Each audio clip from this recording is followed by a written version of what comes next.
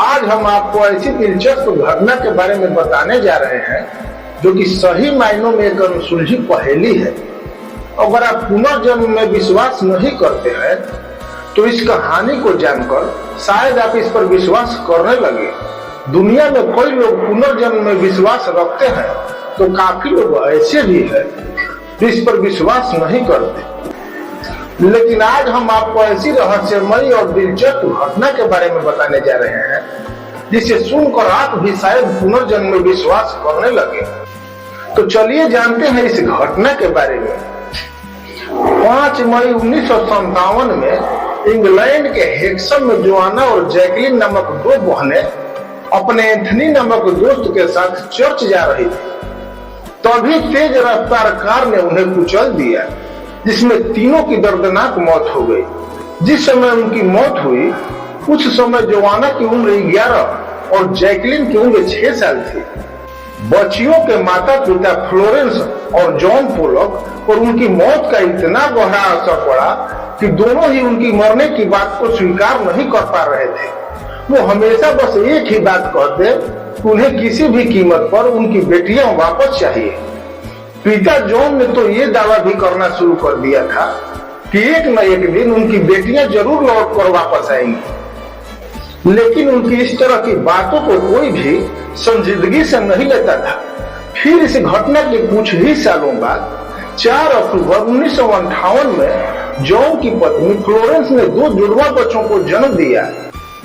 इस बार इन बच्चियों का नाम जिलियन और जेनिफर रखा गया था। जब ये बच्चियां कुछ ही हफ्ते की हुई तो जॉन और फ्लोरेंस ने पाया कि दोनों ही बच्चियों के शरीर पर कुछ अजीब से बर्थ मार्क है, लेकिन ये कोई आम बर्थ मार्क जैसे नहीं दिखते थे। इन निशानों को देखकर ऐसा लगता था जैसे ये किसी चोट के निशान है।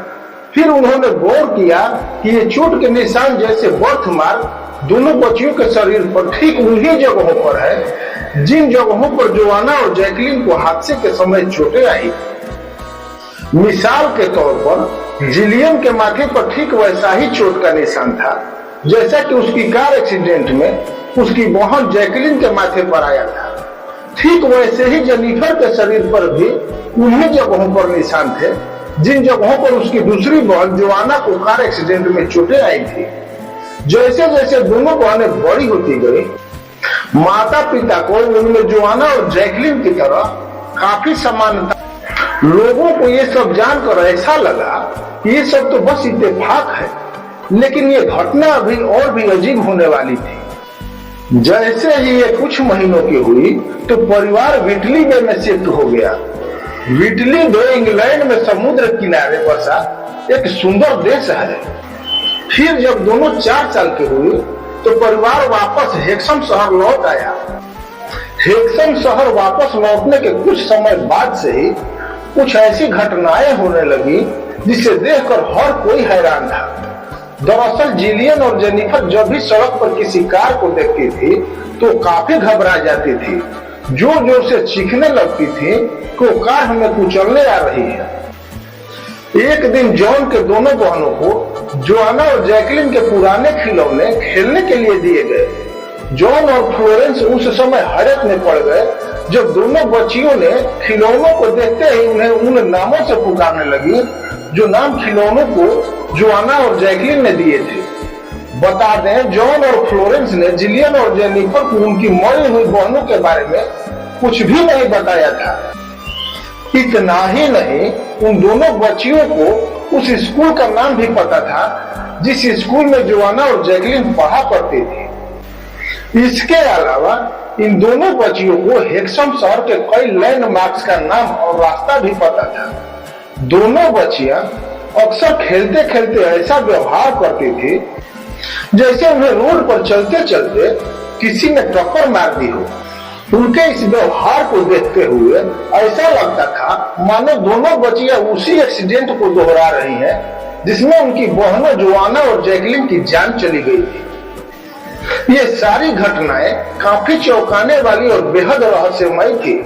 वही पुनर्जन्म में यकीन न करने वालों के लिए यह घटना काफी दिलचस्प थी।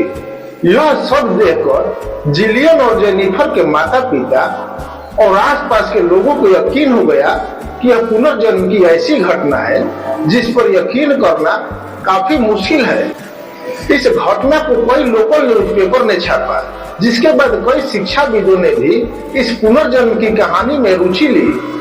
द मिरर में छपी एक खबर के मुताबिक एक रिसर्चर डॉक्टर रियान स्टीवनसन ने इन जुड़वा बच्चियों की केस स्टडी की। इस दौरान उन्होंने दोनों बच्चियों और उनके माता पिता से कई बार बात की और सभी फाइंडिंग्स को अपनी किताब रिकार्नेशन एंड बायोलॉजी में प्रकाशित किया। लेकिन जैसे जैसे जिलियन और जेनिफर बड़ी होती गई, उनके पिछले जन्म की यादें धुंधली होती गई। धीरे धीरे दोनों नॉर्मल लाइफ जीने लगी और पिछली जिंदगी को भूलने लगी। इयान जब दोनों लड़कियों से आखिरी बार मिले तो उनकी आयु 20 साल थी।